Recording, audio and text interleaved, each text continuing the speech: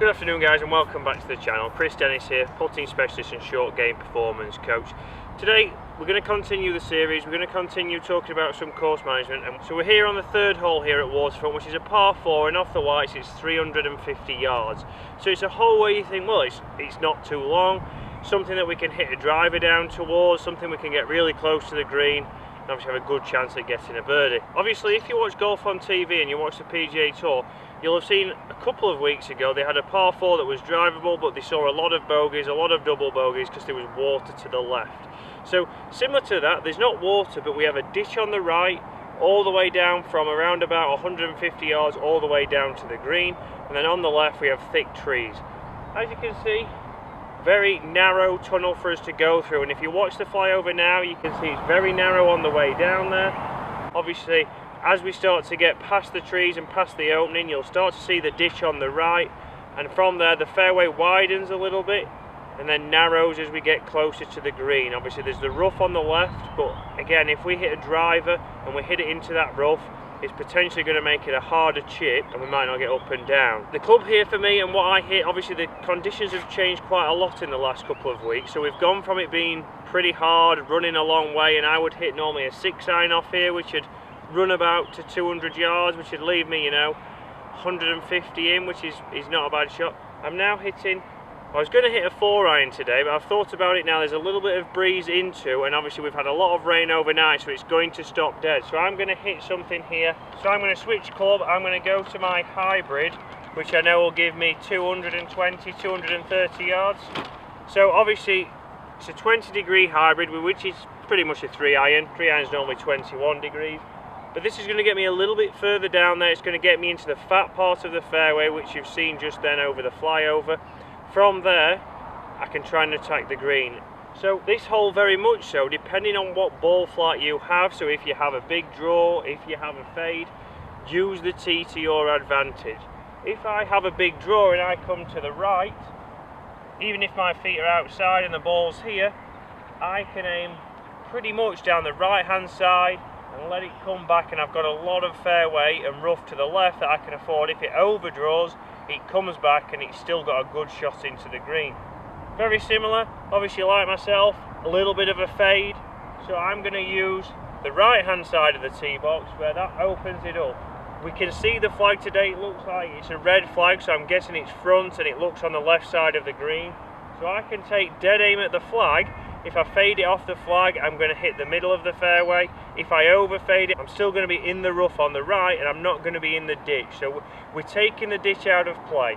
We're playing for our shot shape, which then makes us a little bit more confident. It doesn't look as tight. We can start to make this tee shot, even though it's very narrow, look very wide, dependent on where we stand on the tee. So in I come. Again, practice swings is something that we're going to go through, so having a consistent routine, picturing your shot, having a nice swing, making sure it's in balance. So obviously last week we had a lot of wind when we was playing the second hole, and we mentioned about swinging in balance. The same here. I want to put as much speed in as I can, but I also want to be in a balanced finish. I want to be able to hold my finish, control the swing, control what I'm doing at impact a little bit better, and then from my finish position I can give myself feedback. So if I've overfaded it, if I've overdrew it, I can work out why. Set the club, pick your point just in front.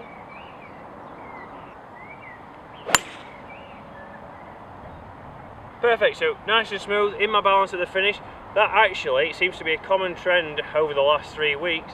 That ball has stayed pretty straight, so it started straight at the flag, which I'm going to say it might have just caught the rough. So let's get down there, let's have a look if we're in the rough, what it would do to my club selection. Would it change it, would it not? Obviously it's a little bit wet out here, so let's see what we've got. It's staying in the rough there, so we are coming out of the rough, so we need to think about now assessing that lie, thinking about, okay, it's a little bit wet, we're out of the thick grass, how's that going to react? Is there going to be much spin or is there not? So I've got 140 yards in here, so obviously like I say, wind was slightly into, so using that hybrid's got me a little bit further down here, so I'm not too far back. I'm also in the, I would have been if I hit the fairway, I'm in the thicker part of the fairway, so I'm in the widest part, so I've taken out the narrow bottleneck, we could say, at the top of the fairway, and obviously we've took out any of the trouble further down where it starts to narrow down again.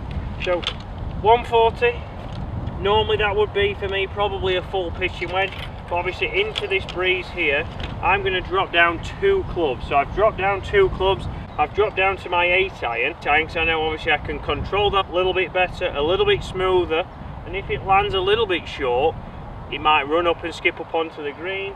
It's going to give me more chance of getting it onto the green and give myself a birdie putt, hopefully. So it is a front pin, so obviously there we would need obviously some landing angle. Again, it's a little bit wet, so when this ball hits the green it might skid on and go past. But I'm taking out the risk of having to try and hit something really hard. Obviously the ball sat slightly up in the rough, it's wet rough, so we could catch it high on the face of the pitching wedge, come up way short, and I'm leaving myself a chip. I'm hoping obviously by hitting the 8-iron we're going to be able to get that going more direct as opposed to up. So if I aim for the middle of the green, if this club does snag, I should still be able to get it there, get it onto the green, and again have a putt. A little bit narrow with stance than if I was hitting a normal full shot, and we control our speed. Again, a balanced finish is key.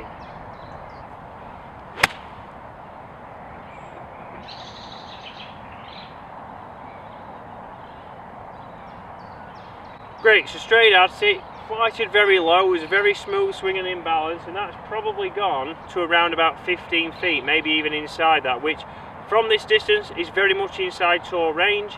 Obviously I've hit a club that probably players on tour wouldn't hit. They were probably still hitting a pitching wedge or even a gap wedge from there. But we've got to do what we can do. We can only control what we feel comfortable with. So if I drop down to an 8-iron, although I know I can get a pitching wedge there, if I know I can control this and I can get a good result, we want to play percentages. And that's the biggest thing here. Play the percentage shot. Although it might look great if you hit a towering pitching wedge, it stops, it goes just past and spins back. But if that's 1 out of 100, that's not the percentage shot. If I can chip a 6-iron, chip an 8-iron, whatever for you works from this distance, I can get it going more direction towards our target.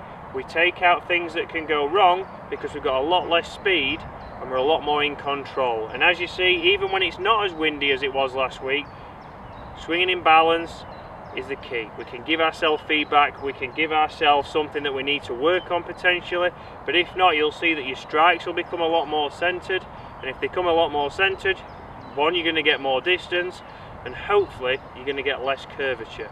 So I'm happy with that shot, so let's get down to the green now, let's have a look, let's give it a putt, and let's see if I can hold it. So walking up to the green, I can actually see it's a lot closer than 15 feet, so I'd say we're nearly inside 10 feet. I'll just get my pitch mark, which again is inside tour average, but I've definitely not hit the club they'd probably use on tour. So you can see doing it your own way, figuring out your strengths, figuring out what you feel comfortable hitting, can still give us good results, give us a chance at a birdie. So you can see there, obviously selecting a hybrid off the tee has been able to get me far enough down to be able to use something like an 8-iron.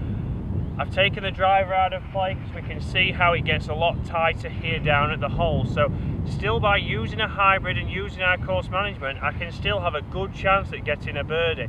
I've hit 2 imbalanced swings, nice and easy. I've not tried to hit them any harder. I've been able to hit one just off the fairway into the rough and then chip an 8-iron basically down here to around about 8-9 feet. So let's have a go. So I've got that 2 left to right. So again, good routine looking at the hole. In here now, and let's give it a chance.